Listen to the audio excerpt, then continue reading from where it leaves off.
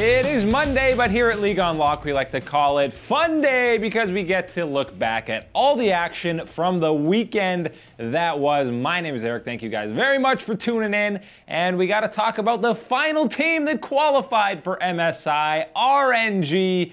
Coming up with a big win over EDG 3-1. This final wasn't really as close as people thought it would be, but the main storyline here is Uzi finally gets his first title in the LPL for a guy who has had so much international success, so many standout performances within the Chinese region. It's only fitting that he finally gets his title, and it took him 4 tries, 3 in a row.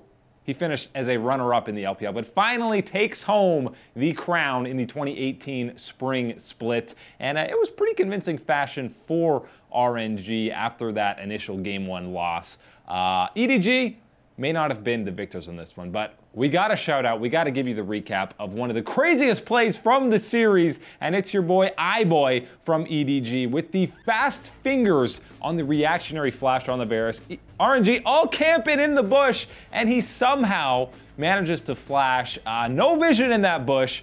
Maybe, obviously he assumed maybe there's a chance they're in here, but if you look at this, it's to the pixel. Look how close that Sejuani ult is to hitting him. He still manages to flash out of that one.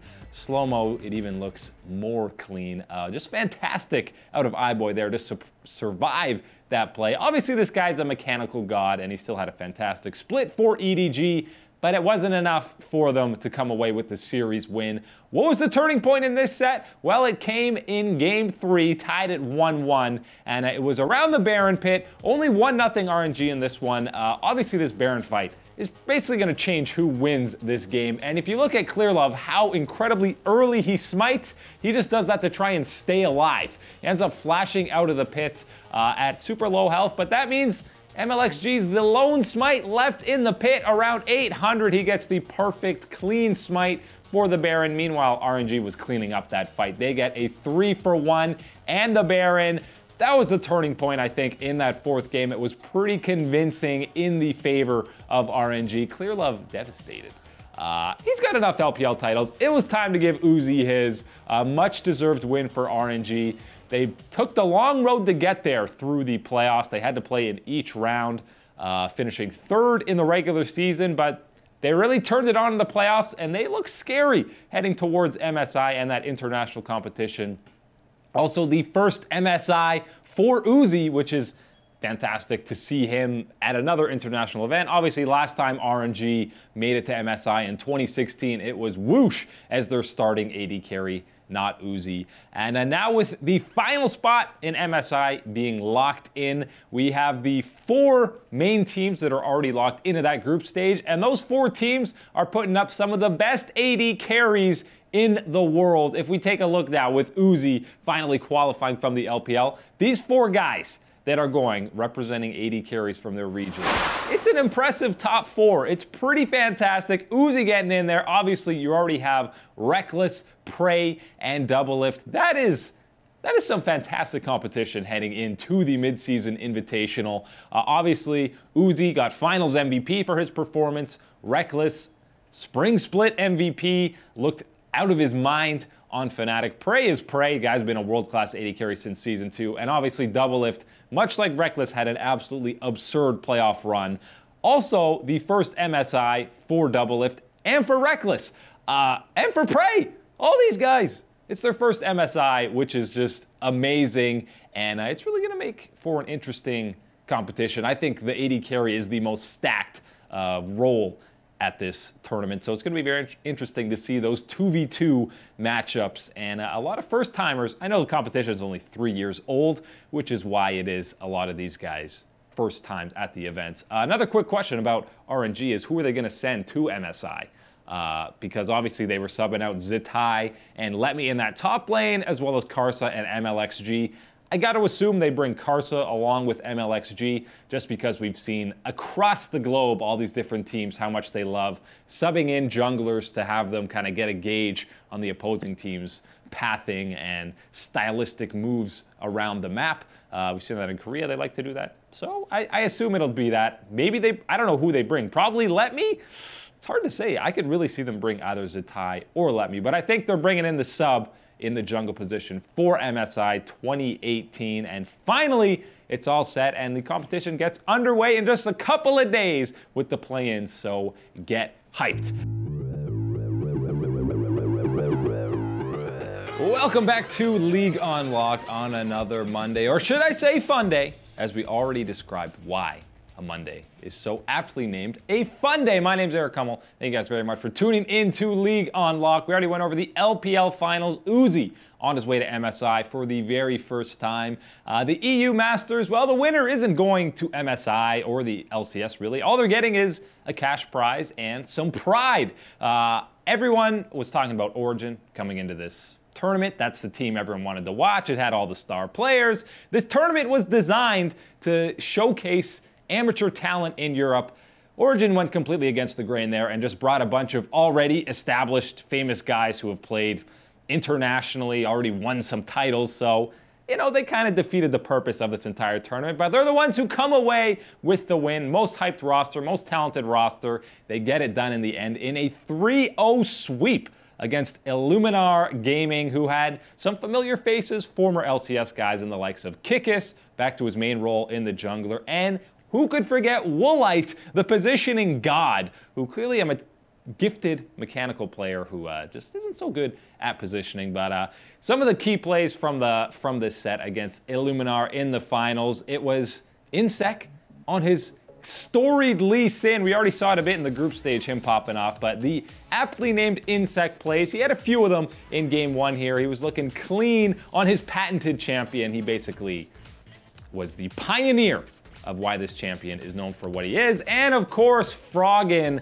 was an absolute madman. No surprise here. He did look like he was smurfing in this tournament throughout it all. And he basically was. His Cassiopeia was clean. This fight single-handedly basically won them game two. And in most of these sets, Origen was actually down early. It was in these late game, mid game team fights around the Baron and other objectives that they just came out ahead. Specifically, Froggen's Cassiopeia was absolutely nutty in this set, and I mean, we kind of expected Forgiven and Froggen to be the main carries here. Forgiven also, by the way, had a fantastic Kaisa game in the opening game to win the split. By the way, these new Origen jerseys, they look pretty clean. I like what Xpeke has done there with the squad. I like the new rebranded logo and what they're looking like there. Looks like a nice trophy. Looked like a legit event in Leicester City. That's where the finals were held. Forgiven was already complaining about the weather out there in the UK. This guy likes to just complain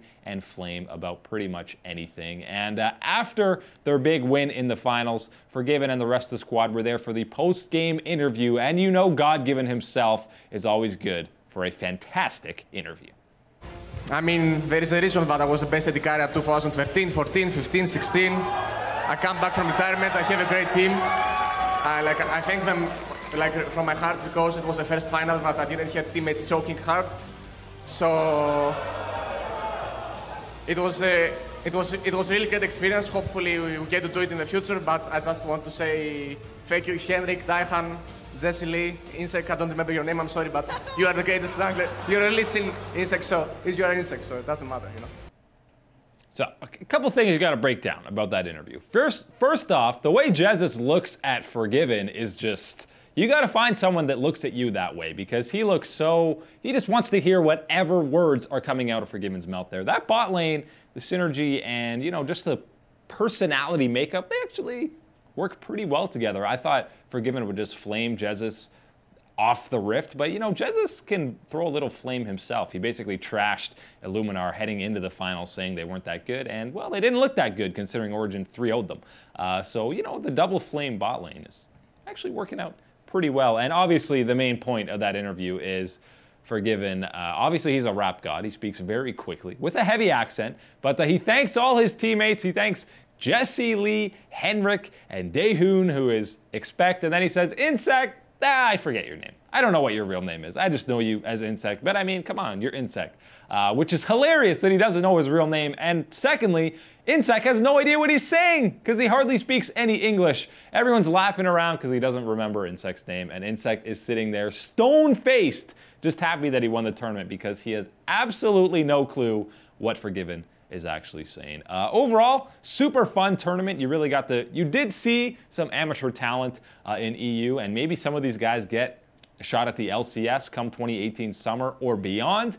And you got to see the star power of the star-studded lineup of Origen. Maybe this is the beginning of the true rebirth of Origen. So the question is, what is the actual future for Origen going forward? Obviously, there's a lot of question marks surrounding this team, and no, they are not going to be in the 2018 EU LCS because the 10 teams that you saw in spring are going to be there in summer as well. There were no relegations, so none of these teams are getting booted out, so there is no chance for Origen to be in the 2018 EU LCS summer. Obviously, Expeke and Gang are looking ahead to 2019 when franchising comes into EU. Do they have a shot at getting into that franchising? Maybe. They do have a really big fan base for a team that's still only 3 years old, and they don't really have any other games that they're involved in. They have tons of followers on social media, over 700,000 on Twitter. Obviously, you saw the huge draw that this team got for this event, who I think the viewership goes down quite a bit if you don't have Origen playing in a lot of these matchups. And they've got the endorsement of a lot of soccer players around Europe. A lot of Spanish soccer players are getting involved with the team. So Expeke maybe actually not doing that bad at branding the team as a whole. Who knows what the roster would look like if they did get into 2019 franchising in EU. Maybe it's not going to be the exact same as this one, because you've heard the likes of Jesus in an interview with the Shot Caller. He basically said, I expect to be playing in 2018 summer. He got a lot of offers from a lot of top teams. I don't know what top team he's going to go to. Fnatic? No, he was just there, and they seem to like Hylissang. G2, probably not. Hjarnan and Wadid are a package deal. Misfits? Maybe. They just got Mickey X. This split, but clearly didn't work out. Maybe they get rid of Senkux and Mickey in that bottom lane. Maybe he goes to Misfits. Other than that, I don't know. Those are the top teams. Maybe he goes to Schalke, but they weren't a top team. They struggled mightily. But Jesus sounds like he's going to be back for 2018 summer, and Froggen should be back in 2018 summer, whether it's NA or EU. We saw this guy play out of his mind in this tournament, and he clearly deserved to be on an LCS squad. He is not washed up for what everyone was saying, the reason he's playing in this tournament. He's been training in Korea, doing some boot camping in their solo queue, so I expect to see him in 2018. I would be disappointed if I didn't see him in summer. Unfortunately, we won't be seeing Forgiven. He said he's not playing 2018.